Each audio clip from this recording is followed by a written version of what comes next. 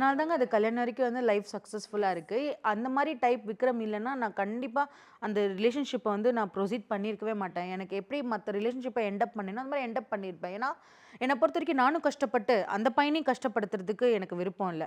So, யார் ஒருத்தவங்க நம்மள நம்மளாவே அக்செப்ட் பண்ணிக்கிறாங்க, நம்ம வேவ் லென்த் மேட்ச் ஆகுதோ இந்த காலத்துல நான் இவன லவ் பண்ணிட்டேன். இவன தான் நான் கல்யாணம் பண்ணுவேன் அப்படின்னு லைஃப் லாங் கஷ்டப்பட்டுட்டு இருக்கிறவங்கள பார்த்தா எனக்கு தோணும். நீயும் உன் தலையில மண்ண வாரி போட்டுக்கிற.